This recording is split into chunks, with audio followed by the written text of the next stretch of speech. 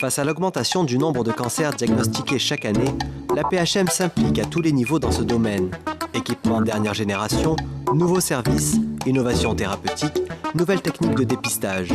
Près de 400 lits sont consacrés à la cancérologie au sein des établissements de la PHM, permettant de suivre environ 10 000 patients par an.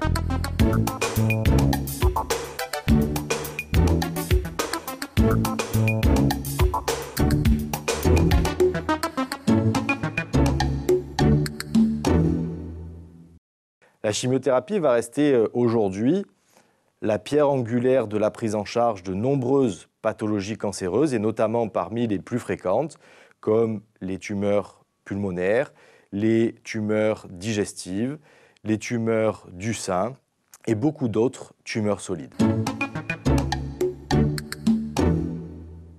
L'idée est maintenant d'isoler à l'intérieur d'une tumeur cancéreuse le mécanisme qui est à l'origine de la maladie et de le cibler de manière spécifique. C'est ce qu'on va appeler l'individualisation thérapeutique, qui est basée sur des traitements qui vont être soit utilisés seuls, soit combinés aux chimiothérapies dont on a parlé précédemment. L'idée de cette individualisation thérapeutique, c'est d'aller rechercher dans un prélèvement qui va être effectué chez un malade les anomalies qui sont présentes à l'intérieur de la tumeur, les individualiser dans des laboratoires spécialisés pour ensuite pouvoir les cibler spécifiquement grâce à ces nouveaux types de traitements. Globalement, ce sont des traitements qui sont plus faciles à prendre, une grande partie étant des traitements par voie orale plutôt que des traitements intraveineux pour la chimiothérapie, et sont en général relativement mieux tolérés que la chimiothérapie.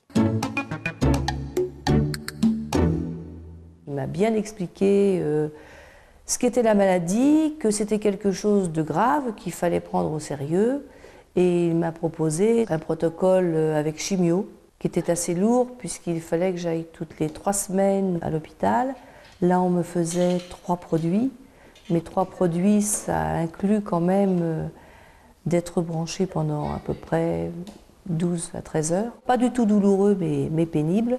Par contre, ça a été rendu humain par le personnel qui était vraiment pointu, très gentil, très abordable, expliquant bien ce qui se passait.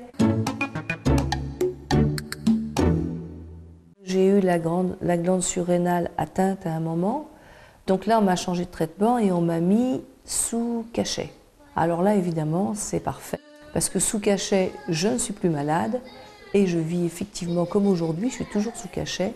Mais là, je m'aperçois, j'ai même tendance à oublier, enfin si on peut dire oublier quand même, que je suis malade. Ça me permet d'avoir une vie complètement normale. J'ai donc repris à garder mes petits-enfants, à les emmener en vacances. Là, je vais les emmener au sport d'hiver. Donc c'est vraiment très très bien.